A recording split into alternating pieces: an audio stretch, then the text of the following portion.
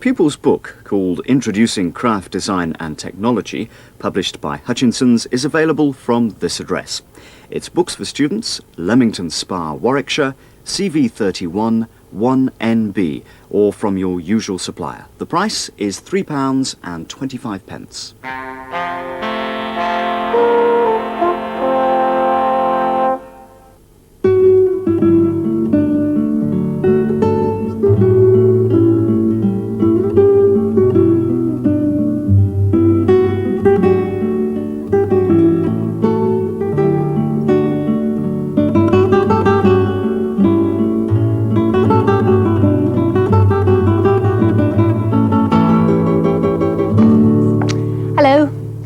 Well, we all know this rather striking set of objects to be a skeleton, but it's also a natural structure. And like all structures, natural or man-made, its primary function is to provide support. In this case, as it is with all vertebrate animals, the skeleton supports the body. But the same basic principle can also be applied to plants. Other structures provide shelter and transport. If we examine the progress of structural design and architecture through the ages, from the most ancient to the most modern, from the beautiful to the purely functional, the natural as well as the man-made, we find that the basic priority in the design and building of any structure is its ability to resist forces. There are many types of forces to be considered, but the two most basic are internal and external. For a structure of any kind to maintain its form, as in the example of this simple bookcase, the internal forces must exactly match the external forces. These external forces may be either static or dynamic. The static ones are, of course, stationary. So if, for instance, I insert this shelf into the bookcase, this is solid timber, and then I pop some books on top, then automatically their weight becomes a static force, as is the bookcase itself, resting on the floor. Now, dynamic forces are moving. They're caused by something acting on the structure. Wind, waves, vehicles, people, they're all examples of this. And it's the dynamic forces that are the most common cause of structural failure, because if the structure is not able to resist or withstand them, well,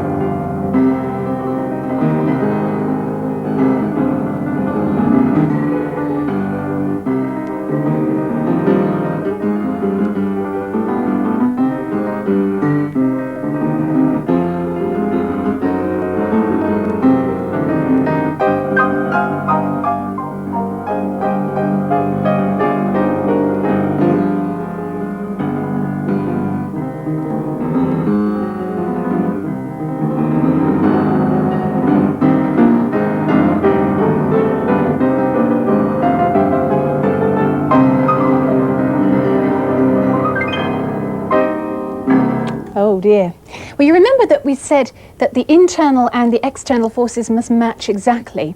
So obviously the next major consideration when erecting a structure is the materials one chooses to support the load it must carry.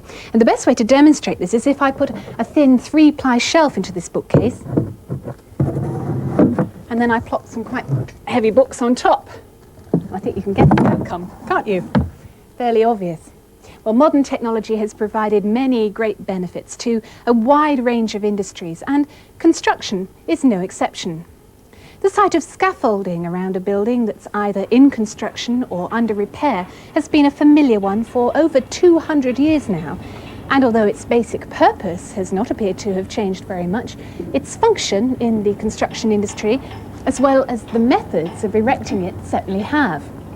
Once used solely as a means of access when building, it's now widely used as part of the basic support to the building itself. Also, with the advantage of modern clip-on joints, scaffolding can now be erected in less than half the time it would have taken just 10 years ago. Of course, these modern innovations are still based on the age-old principles of providing support and withstanding forces. The individual parts that serve to make up a structure are called members. As you can see here, members may be pulled, which is called tension, or they may be pressed, which is called compression. Or if they're pressed from opposite sides at the same time, the force is called shear. Shear forces normally occur when members are joined. at a corner, for example. A member under tension is called a tie, and a member under compression is called a strut.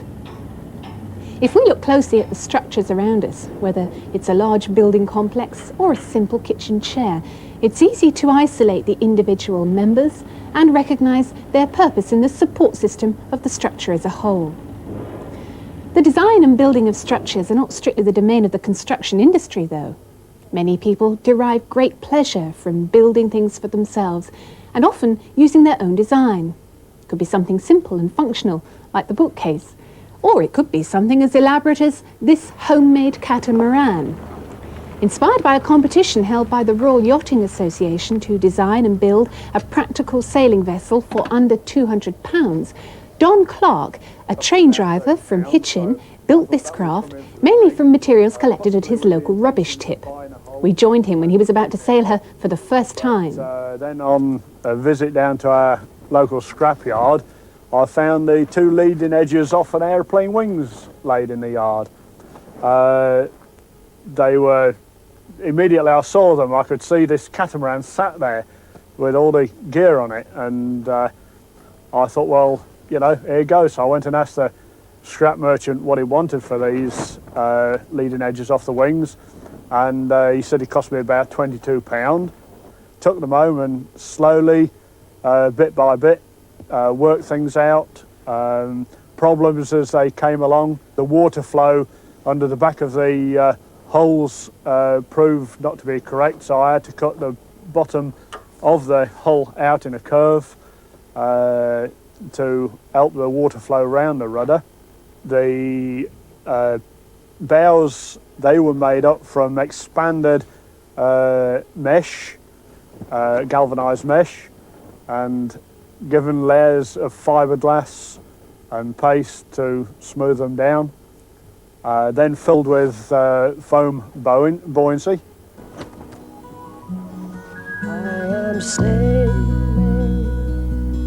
I am sailing home again, across the sea. I am sailing stormy waters to be near you, to be free.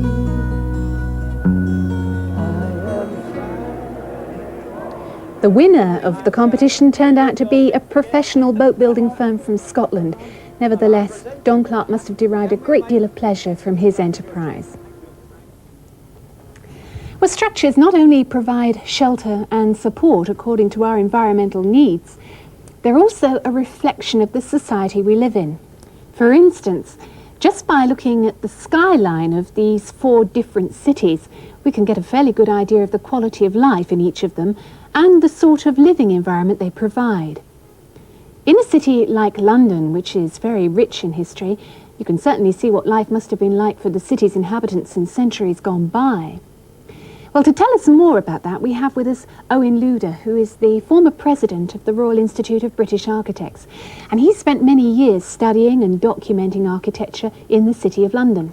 He's chosen the work of that great 17th century architect, Sir Christopher Wren, to demonstrate how man-made structures not only reflect but can also influence our culture. So Owen, let's put Christopher Wren in perspective really. When was he at work?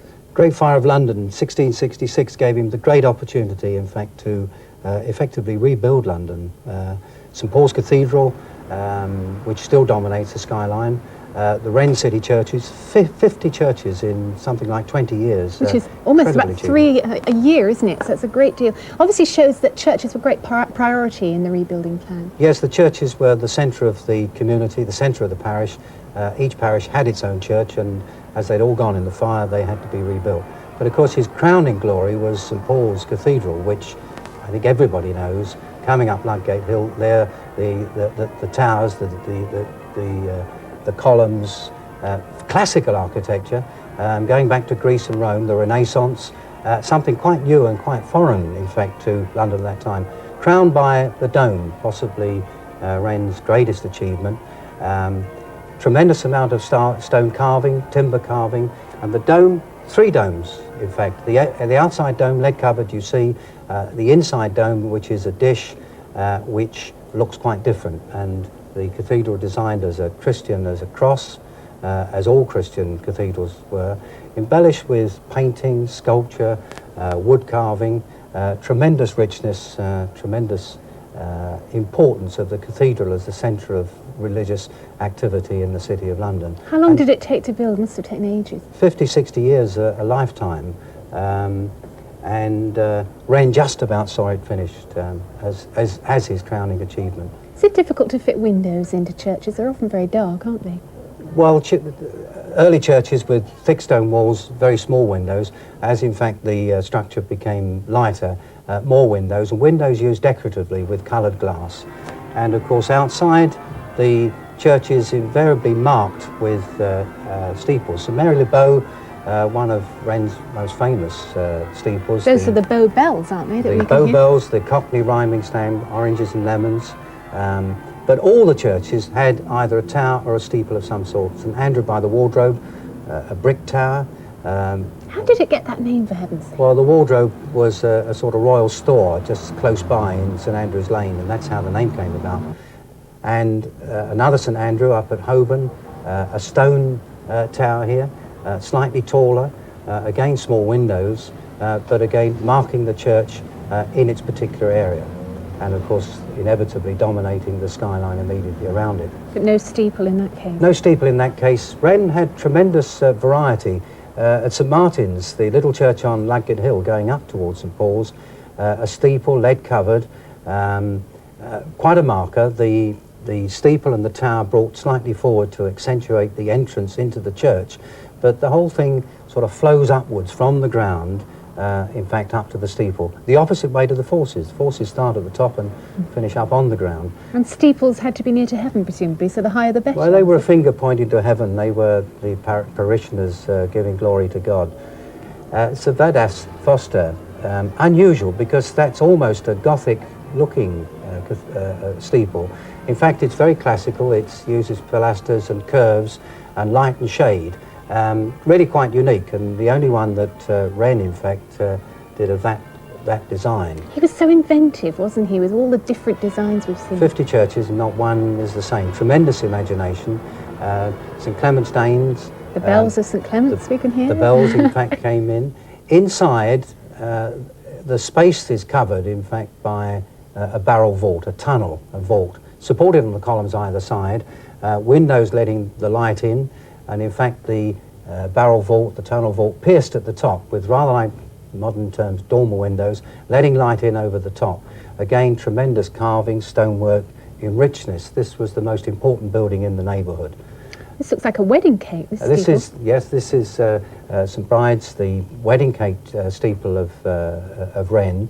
Again, quite different in his approach. You can see how it gets the name of wedding cake. The tallest steeple that Wren did. Again, starts off on a tower, in this case, now sadly hemmed in by modern buildings, which is a pity because it loses some of its impact. But St Paul's still dominates, in fact, London skyline. And was Wren's masterpiece. Well, we've got a little masterpiece of our own in the studio here, Owen. Some scaffolding built in, what would this be, a Gothic structure, I suppose? Yes, the scaffolding, in fact, is almost a Gothic church. If you see the aisles either side, and in fact the scaffolding, it would need a tie across there, but you can see the way the load, which is the roof at the top, gradually comes down through the scaffolding and goes across there and down onto the ground. Which are the ties and which are the struts here? Perhaps you can just... Well, the struts, those are inclined struts.